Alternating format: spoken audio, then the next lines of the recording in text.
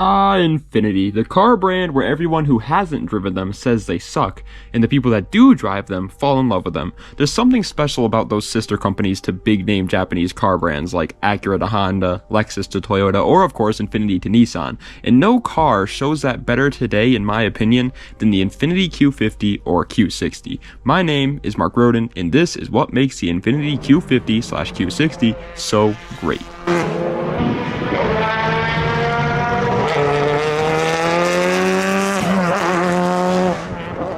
Yeah, partner, that's right. We have to go over a slight history lesson so people understand the importance of the car that we're talking about, so bear with me here. The way these things work is basically, in the 90s, Japan wanted to sell way more cars to the Americans, but there was two problems. One, they were only allowed to import a certain number each year, and import costs were high anyways, and two, Americans didn't really want to buy expensive versions of Japanese cars because to Americans at the time they were supposed to be cheap economy cars to get them through the gas crisis. So the Japanese automakers came up with a little bit of a solution. They would take their much larger models that were a bit more expensive to build and buy, but label them under a completely new name to give off the illusion that these cars are a little bit more luxurious Japanese counterparts, even though they were basically the same thing as the ones built over in Japan. Honda was the first one to do so with the launch of Acura in 1986, but both Nissan and Toyota were quick to follow suit in 1989 with their companies, and sure enough, they worked exactly how they wanted to. The Lexus LS400 sold incredibly well, the Acura Legend sold incredibly well, and the Infiniti Q45 was definitely outsold by the others, but was still a pretty massive success. You cannot afford. Great success. If you have a keen ear, then you would have picked up on the fact that Infiniti's first car was called the Q45. That's because ever since the launch of the company, the Q cars or G cars have been their most popular selling option by quite a bit. So it's no wonder that the Q50 would also be a high selling car, and it sure was. In 2018 alone, it sold right around 35,000 models, which if you think about the fact that that's just 1 year, and it's not including the Q60s sold as well, you start to realize that mother effa had some fans. They were like my fans though, not very supportive, because over 80% of you watching this video has not yet subscribed, which I think is just a massive crime, but that's just me. Now, the question you're probably asking yourself is, how do people not think Black Ops 3 was the best Call of Duty? And to that, I sadly have no answer. Maybe they haven't played it enough. But I can answer the second question on your mind, which is, why did the Q50 sell so much, Mark, the oh so wise one? And the reason is quite simple, to be honest. They were something that both sides could get behind. On one hand, if you were just a regular dude who enjoys like jogging or whatever regular people do, then the car was great for you because it looked and rode like a high-end BMW or Mercedes, but was the price and reliability of just a regular Japanese commuter car at only $1,000, and it was still incredibly reliable and had enough space to make it a practical daily driver as well. But if you were a car guy like moi, which you most likely are if you're watching this video, then trust me when I say this car was a great option for you too.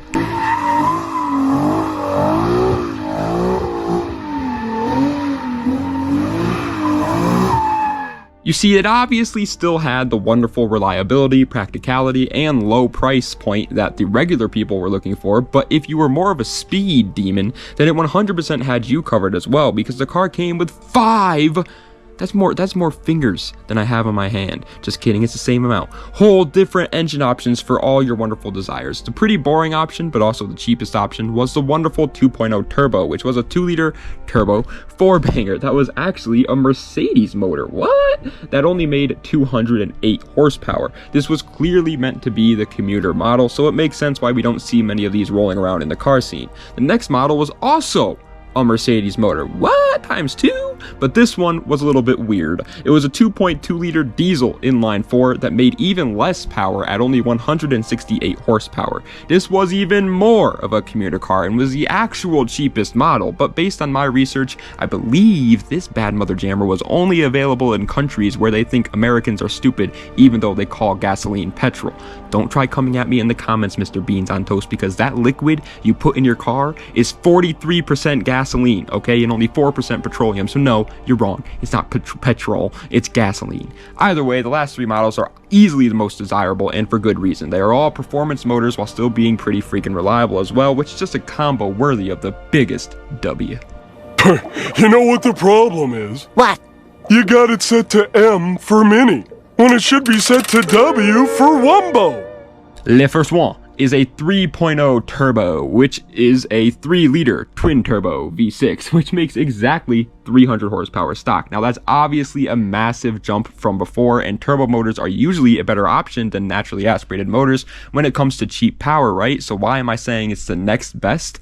Well, unfortunately, out of all the motors that this car did come with, this one is easily the least reliable option. It's incredible in terms of performance, and they proved that when they put it in the Red Sport model and then later in the new Nissan Z, but again, this video is mainly highlighting the fact that the Q50 can do it all, and not just that it's good for performance. So when you take all factors into consideration, I would be willing to bet the 3.0T is the next quote-unquote best motor in the lineup. Obviously, that depends totally on what you're looking for. If you want just power, then this is probably the best motor for you, but overall I would say it's the second, especially when you look at the other two options available to it, the VQ35HR and VQ37VHR, both motors that have more than proven themselves when it comes to being a good motor.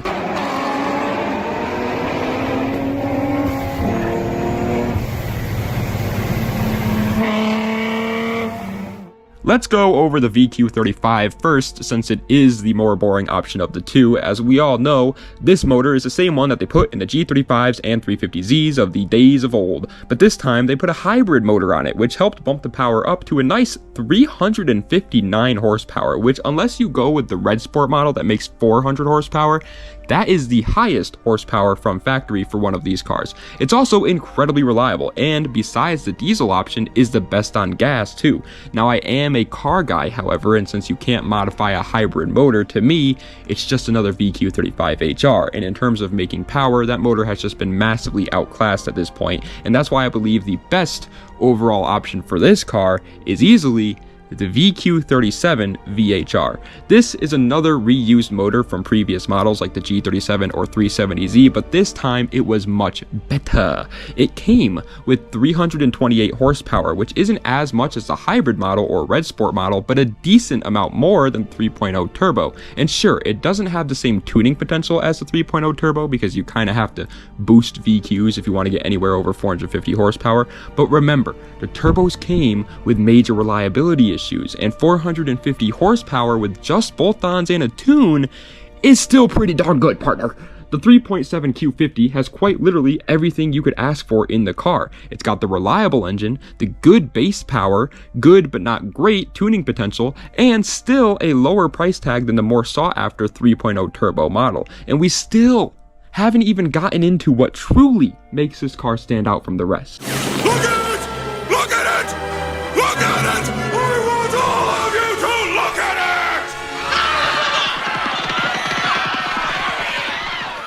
it! It's the interior. That's what makes it stand out. Because yes, the car's interior does not hold up to actual luxury cars like Mercedes or high-level BMWs like the 6, 7, and 8 series, but then you also got to remember the car costs literally half the price of those Mercedes and BMWs, and when you do that, you start to see why my stiffy is doing somersaults over here. Now overall, I'm definitely not the type of person who looks at interior first when picking my next car, and I think it's safe to say most car guys are probably the same way, but you would 100% be lying to yourself if you tried to tell me that it doesn't play a role at all in your decision making. Now I also want to make it clear that I've only driven one of these cars once for a test drive, so what I'm about to say is not straight up facts, like if I were to say Addison Rae is overrated, but when I did drive it and based off of reviews of people who own the car, the ride quality is absolutely incredible, partner. You feel comfy while driving it. The screens aren't too large. You have a decent amount of legroom. For reference, I'm 6'1" and I had plenty of space, and you just feel cool while driving it too. The actual only downside I can think of when thinking about the Q50 is the community, which sure can be very toxic at times, and most of the time they're just young teens that just got started in the community who still think takeovers are cool. But if you can get over that, then I think it's an incredible purchase for almost any situation you find yourself in. The Infiniti Q50 or Q60 is by no means the best bang for your buck in 2024 in terms of a sports sedan daily driver, but it definitely doesn't have lots of competition either. As a matter of fact, you can find a Q50 easily for right around $13,000 nowadays, and their biggest competition is easily the 340i F30, which costs around $7,000 more than it right now. It just checks all the boxes, and in a world where almost every car released by big companies besides their highest level $100,000 sports cars is something boring, it's incredibly refreshing to get something like this again. An affordable, reliable, good looking, and overall just fun car to own that you don't have to worry about, and that, my friends, is what makes the Infiniti Q50/Q60 so great.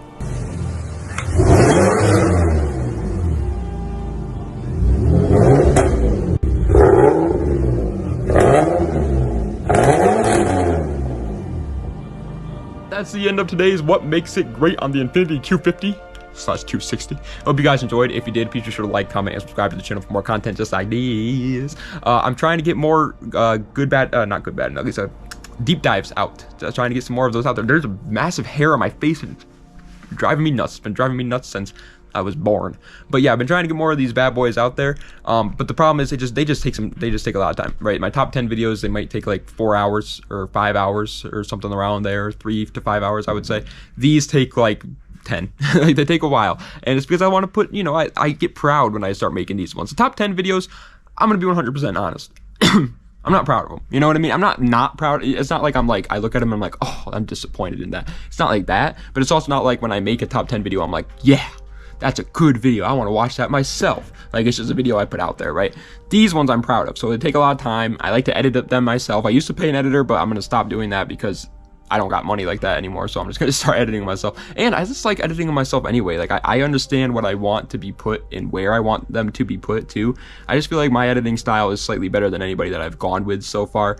No, their editing is better overall. Like, they make it more clear, they make the transitions better and stuff like that. Like, I want to make that clear. But just the stuff that I put in, I feel like matches my attitude when I'm talking a lot better, because obviously I know best what I want to see in the video, and so I'm just gonna start editing them myself.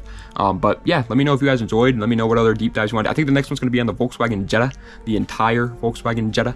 We're gonna start to try and do like entire lines, because I was gonna do just like generations of cars, but then I realized that would take, like, I would have like literally thousands of videos before I was done with deep dives, and that's not something I want to do. Maybe after I do all like the entire car, I'll start doing individual generations, but as of right now, I'm going to start doing entire, like, you know what I'm trying to say, like the entire line. So like Jetta, and we'll talk about the history of it, like the Mark 1, Mark 2, Mark 3, Mark 4, Mark 5, Mark 6, Mark 7, Mark 8, and things like that. That's what we'll do instead of just one generation right now. Again, if I ever do run out of, I just got a message on Xbox. If I ever do run out of cars to do it though on, then yeah, I'll start to do individual generations. But anyway, thank you guys so much for watching. I appreciate it. I hope you guys enjoyed. Das Vidania, and have a nice